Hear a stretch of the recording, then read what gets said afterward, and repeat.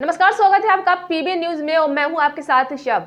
अब वक्त हो चुका है देश दुनिया की खबरें जानने का, तो आइए डालते हैं एक नजर। रूस ने क्रीमिया में अपने सैन्य अभ्यास की समाप्ति की घोषणा कर दी है। इसके बाद सैनिक भी वहां से वापस लौट रहे हैं।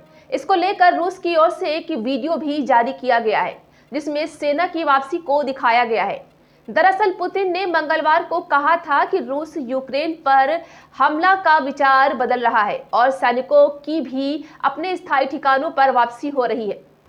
हालांकि जो बाइडेन ने पुतिन के इस दावे को मानने से इनकार कर दिया है।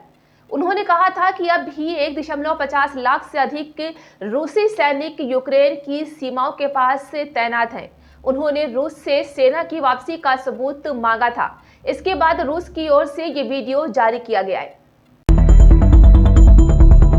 पाकिस्तान के प्रधानमंत्री इमरान खान ने अमेरिकी न्यूज चैनल CNN में ग्लोब पब्लिक स्क्वायर प्रोग्राम के होस्ट और भारतीय मूल के मशहूर पत्रकार फरीद ज़कारिया को दिए इंटरव्यू में कहा है कि उन्होंने सत्ता में आने के बाद भारत से संबंध सुधारने की कोशिश की थी, लेकिन भारत की कमान जिस विचारधारा के हाथ में है उस वजह से संभव नहीं हो पाया। देखिए खास रिपोर्ट। पाकिस्तान के प्रधानमंत्री इमरान खान ने कहा है कि उन्होंने सत्ता में आने के बाद भारत के साथ रिश्ते सुधारने की कोशिश की थी, लेकिन भारत की कमान जिस विचारधारा के हाथ में है उस वजह से ये संभव नहीं हो पाया। पाकिस्तानी प्रधानमंत्री अमेरिकी न्यूज चैनल CNN में ग्लोबल पब्लिक स्क्वायर प्रोग्राम के होस्ट और भारतीय मूल के मशहूर पत्रकार फरीद ज़कारिया को इंटरव्यू दे रहे थे। फरीद ज़कारिया ने इमरान खान से पूछा कि भारत और पाकिस्तान दोनों परमाणु शक्ति संपन्न देश हैं, इसलिए दुनिया भर के लोग दोनों देशों के रिश्तों को लेकर चिंतित रहते हैं। क्या आप कोई संभावना देखते हैं कि दोनों देशों में शांतिपूर्ण संबंध कायम होंगे? इस सवाल के जवाब में इमरान खान ने कहा, मैं उन लोगों में हूं जो भारत को अच्छी तरह से समझते हैं। पाकिस्तान में किसी से भी ज्यादा भारत को मैं जानता हूं। ऐसा इसलिए है कि वहां की मीडिया और नेताओं से मेरे अच्छे रिश्ते रहे हैं। जब मैं सत्ता में आया तो पहली कोशिश मेरी यही थी कि भारत के साथ संबंध ठीक हों।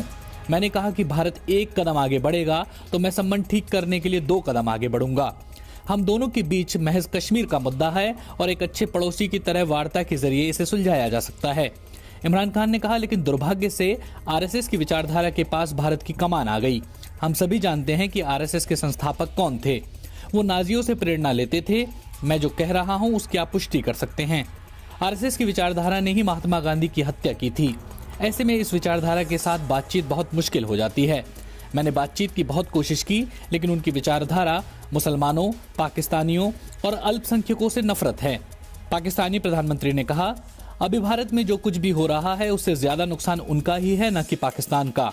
हमारे रिश्ते भले ठंडे बस्ते में हैं, लेकिन भारत में जो कुछ हो रहा है वो चिंताजनक है।